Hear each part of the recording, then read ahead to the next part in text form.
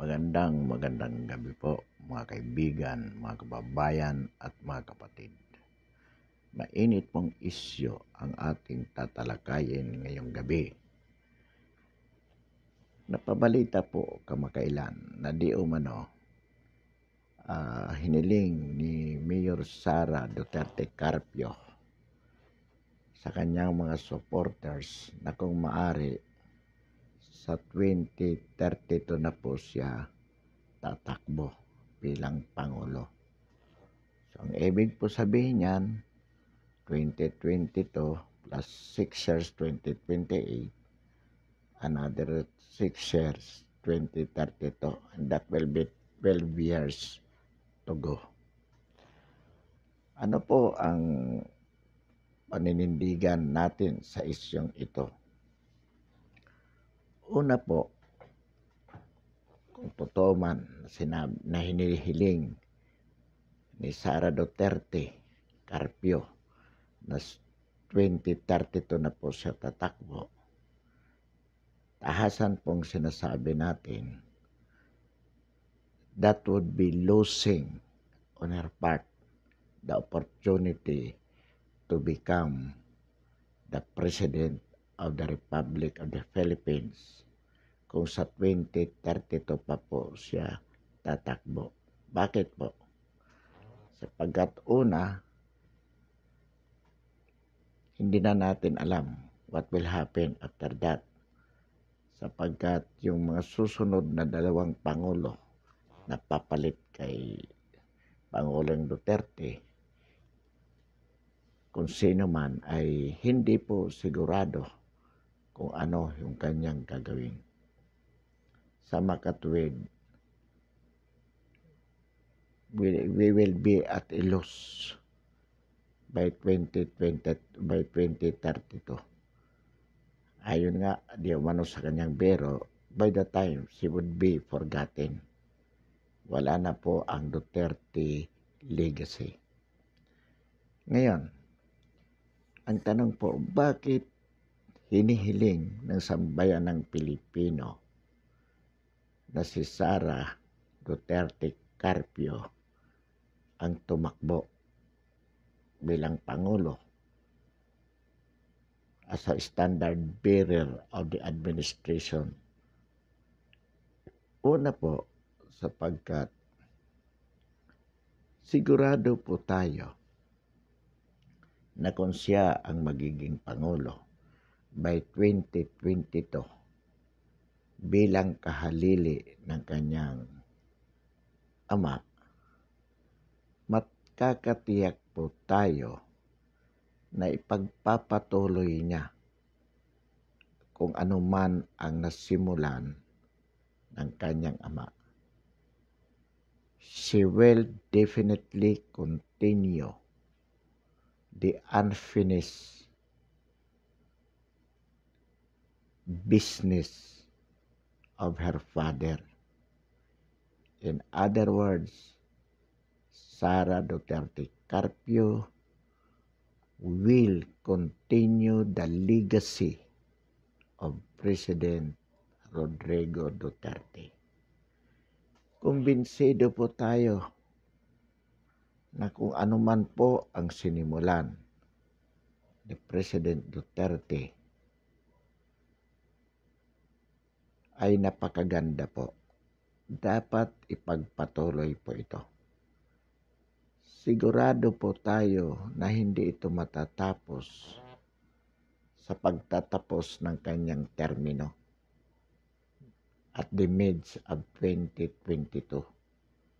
By June 2022, marami pong mga proyekto magagandang sinimulan ni Pangulong Duterte na hindi po matatapos. May pagpapatuloy po lamang ito ng kanyang anak.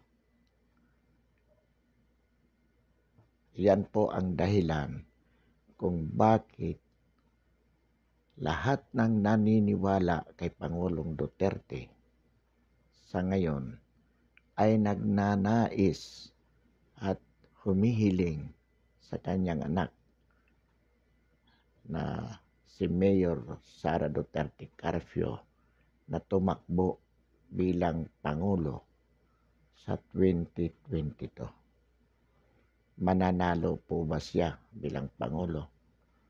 99.9% po, sapagkat ang lahat ng supporters ng kanyang ama ngayon ay siya rin ang kanyang magiging supporters. Tiyak po yan. Kaya po mananalo siya.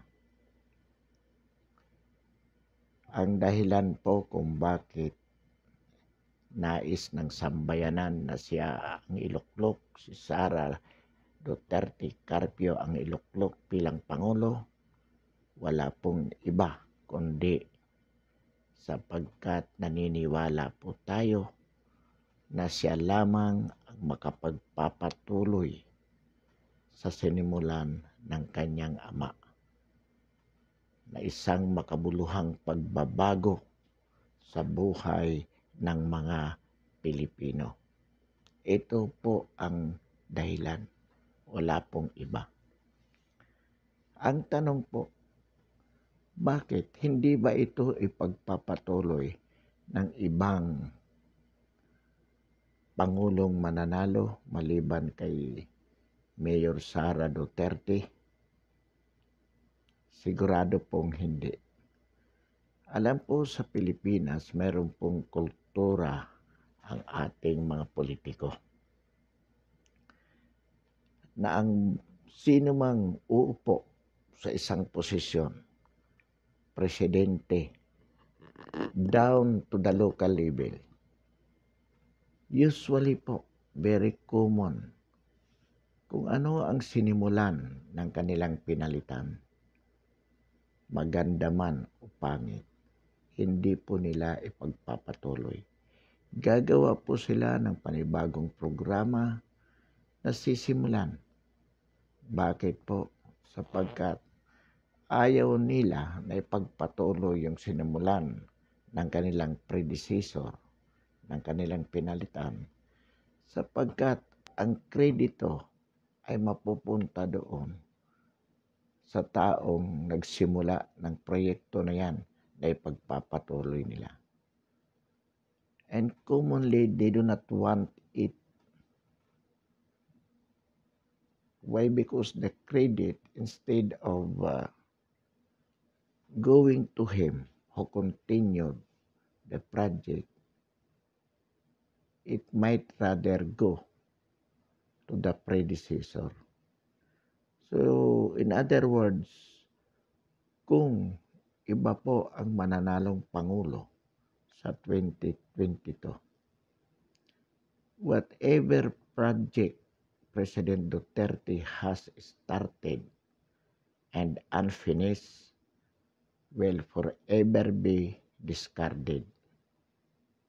Why? Because the new president will make his own.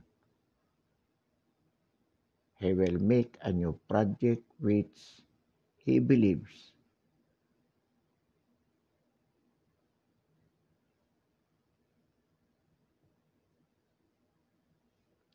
could be, the completion of which could be credited to him. This is the problem with the Filipino political culture. Kaya po, nais natin si Mayor Duterte Carpio, si Sara ang pumalit, sapagkat definitely the project that was started by her father would be continued by her. Anyway, the credit of the same will go to them both. And that is just what natural.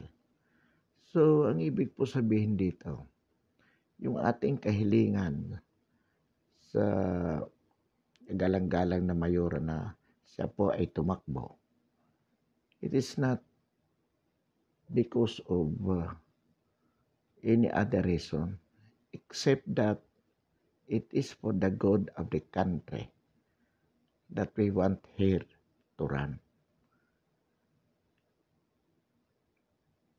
For the good of the country.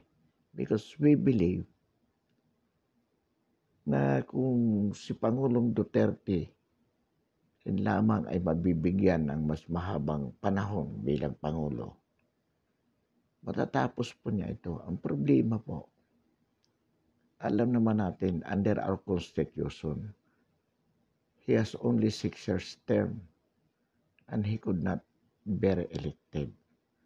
So the best way is to convince Sara to run by 2022 so that as a new president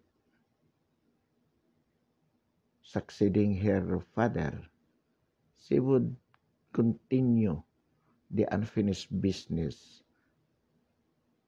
of the incumbent president, her father. So sana po, Madam Sara, alam naman namin na naintindihan niyo to. At alam naman namin na hindi mo ipagkakait ito. At the moment, wala po tayong napipisil among the aspirants. Wala namang ibang tatakbo na aspirante kung hindi itong mga kilala na natin. And with the kind of the personalities that they have, definitely, hindi po nila magagawa ang nagawa ng ating Pangulo sa ngayon. But with respect to Sara Duterte Carpio, we expect even that she could do more than what her father did. Bakit? Sapagkat ang katangian ng kanyang ama ay nasa kanya rin.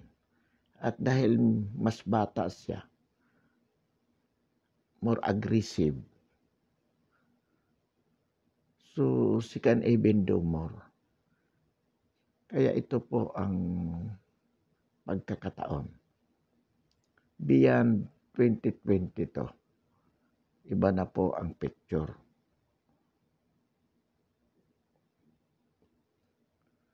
Personally, we believe that it would be losing her opportunity to become the president if she would not run by 2022. Because 2022 is the right time for her. So sana, although honestly, naniniwala po tayo that she would run. Magbabago yung kanyang decision bago dumating ang filing time. And that I think would be October.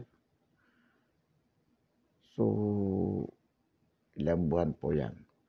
But we hope that if she would really run, then she would announce it much earlier. Para naman po yung mga supporters could lead down the predicate of her presidential campaign. At saka instead of may mga diehard supporters dyan na kung iisipin lang hindi tumakbo, baka mag-commit ito sa iba. Halimbawa kay Marcos, kay Pacquiao, kay Crispo. At kapag naibigay na nila ang kanilang commitment, baka hindi na nila mabawi for palabra de honor. So, samantalang kung at the moment, ang kanilang commitment ay nandito, nasa kay Sara Duterte. Sapagkat alam nilang ito nga ang makakapagpatuloy ng legacy ng Pangulong Duterte. So, at the moment, andito ang commitment nila. Pero kung makikita po nila na makikita ng ibang supporters na hindi sigurado kasi nagdedeli-dali, nag-aalangan pa. Baka lumipa, baka mag-commit sila sa iba who would be declaring earlier their candidacy. Samantalang kung si Sara magdeklara ng maaga, February ngayon, halimbawa March, April, sasabihin na niya na definitely I would be running. Din itong mga tao na to, hindi na ito magkukumit sa iba. And a lot of her supporters will be laying down the predicate of the campaign plan. Iba yung panahon kasi ni Digong, the father. Kasi kahit although ang hindi siya nag-commit, nevertheless, yung mga talagang determinado na siya ay patakbuhin. At nakita naman natin, even si Sara nagpakalbo. Ikaw mismo, Madam Sara, nagpakalbo ka noon. As far as I remember, to convince your father to run. So, he ran and he won. He started laying down the good works for the Filipino people. So, it is now your time to be convinced by yourself also to run so that you may be able to continue what your father has started. Kinumbinsi mo ang tatay mo dahil naniniwala ka na siya ang magpupunla ng isang makabuluhang pagbabago sa ating bansa, sa buhay ng mga Pilipino. You succeeded in convincing him to run and won as president. Nasimula na po, andyan na, pinalalago na lang, but it has to be nourished. And the best man to do it is no other but you, Madam Sara Duterte Carpio. So I hope na itong enthusiasm, itong mainit na pagtanggap at paniniwala, faith in you, sana hindi mo biguin. Sana hindi na parabang ang nag-aalab na damdamin, ang nag-aalab na apoy ng umusbong sa damdamin ng sambayan ng Pilipino ay hindi mo buhusan ng tubig para biglang manlamig by your announcement or by your pronouncement that you would not be running. Kailangan ang momentum ngayon ay maging tuloy-tuloy. Ang dapat ngayon marinig mula sa iyo personally, marinig ng iyong mga supporters that you are seriously considering to run by 2022 presidential election. That you are seriously considering who would be your running mate as your vice president. That you are seriously considering also who would be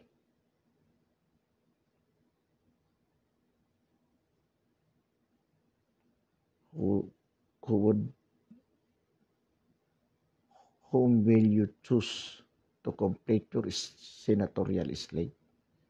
Because at this time, dapat ini-evaluate na yan ng kampo mo kung sino ba talaga ang karapat-dapat among the many aspirants to be included in your senatorial slate na susuporta sa lahat ng plano na nais mong ipatupad for your administration. Dapat this early, your pronouncement would be to the effect that you are seriously considering all these things as a matter of sacrifice on your part for the sake of the Filipino people, for the sake of continuing the legacy of your father. This time, dapat pinaaasa nyo na, binibigyan nyo na ng 90% assurance ang mga supporter mo that you are seriously considering, sapagkat kung wala po kayong definite pronouncement to that effect, iisipin po ng sambayanan that you are not planning to run, na mas gusto mong bigyan ng emphasis ang Davao instead of the whole country, Philippines. That would be the implication. Pero po, pag nagbigay kayo ng announcement to the effect that you are seriously considering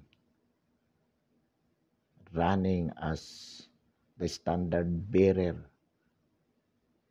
for the administration comes 2022, mas lalawak po ang mga supporters nyo at makakapaghanda po.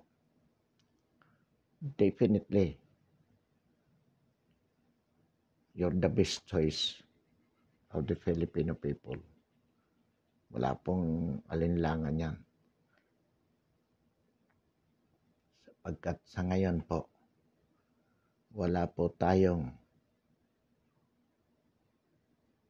pwedeng ipantapat sa iyo. Not even Bongbong Marcos. Kung tatakbo po kayong presidente, Madam Sara, baka po pumayag si Bongbong Marcos na mag-vice president sa iyo.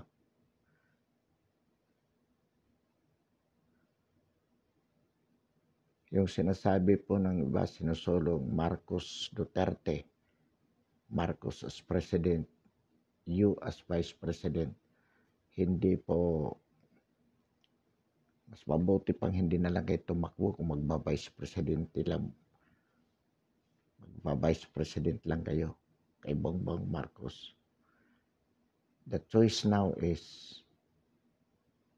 Duterte Marcos. That could be the best tandem.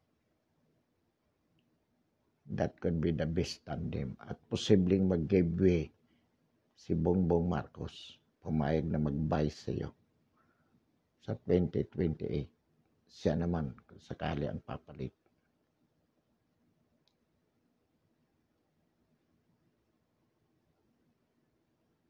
Hindi po pwedeng Marcos Duterte. It should be Duterte Marcos. Preparation for Marcos in 2028. Sa ngayon po kasi, dapat ipagpatuloy ang sinimulan ng iyong ama. Yung sinasabi po na pwede namang ipagpatuloy ni Marcos, ni Bongbong, o sinimulan ni Digong. Well, that would be 50-50 chance. We cannot be assured of 100% na itutuloy nga niya lahat ng programa. Bakit? Because Marcos has his own identity. Bongbong Marcos will create his own identity. Meaning, mas bibigyan niya ng priority yung mga project which could be credited to Marcos family. Natural naman yon. Lalo na marami din namang naiwan na proyekto yung kanyang ama, si Ferdinand Marcos Sr. So most likely, yung mga priority ni Digong pwede maisantabi for some other priorities that had been started long ago by Ferdinand Marcos Sr., which would be given priority to be continued by Ferdinand Marcos Jr. Samantalang with Sara Duterte, the most priority of Sara would definitely be continuing what has been started by her father also. Yun ang magiging concentration. The reason why we convince Sara to run. And if she would really be running,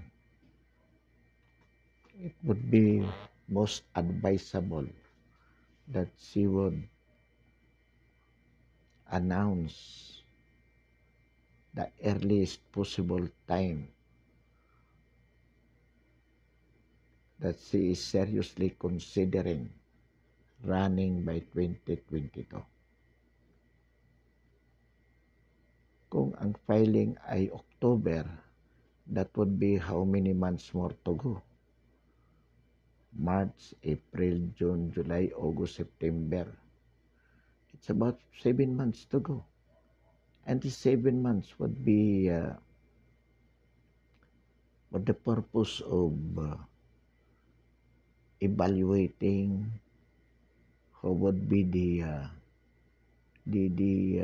people to constitute the senatorial slate of 12, laying the predicates for the nationwide campaign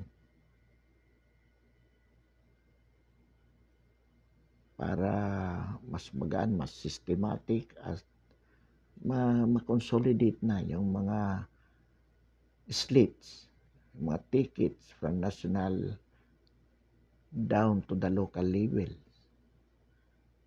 Hindi ito maagang pamumulitika. Actually, this is the period wherein alignment of supporters, alignment of political slate from the national down to the local level. Ngayon, kung mayroon naman pong ginagawa, okay lang. But the people should know also at the earliest time possible so that their own preferences, commitments, hindi maibigay rin naman sa iba. Kasi ang bottom line din naman dito ang voters eh. Ang voters ang bottom line. Yung preparation of completing the slate, well, that would be a party job. Picking up the best choice so far among the aspirants. But at the end of the day, ang magdedesisyon din po naman kung sino talagang iboboto at sino dapat manalo ang sambayan ng Pilipino. At mas importante yung kanilang commitment sa iba't ibang kandidato. Sapagkat sila naman, they would definitely be the ones to work out, to campaign sa kanilang mga kaibigan, mga kababayan, kung sino talaga ang kanila ding mga choices. So, inuulit po natin that this is the right time for Sara Duterte Carpio to publicly announce para naman mabigyan ng assurance ang sambayanan na wala nang iba silang pag-iisipan na kung sino ang kanilang pipiliin bilang Pangulo. Pinakamahalaga po kasi ang presidente. Down the line, medyo secondary na lang yon. Secondary consideration. Pero mahalaga po dito yung Pangulo. At dito po naintindihan natin yung hinaing, yung damdamin ng sambayan ng Pilipino. Kaya po natin ito tinatalakay para ba somehow makatulong po tayo in the shaping of an opinion of these people who are considering to run for the highest post. This is the beauty of democracy, the beauty of having free speech, free press, and the beauty of having this Facebook, YouTube technology, where an ordinary people can be heard through the social media relative to a very important issue of the time. For the time being po, good night. Thank you. And as a token of support, we request that our YouTube channel be subscribed. Ang ating paninindigan sa napapanahong issue ng lipunan. Muli, maraming salamat.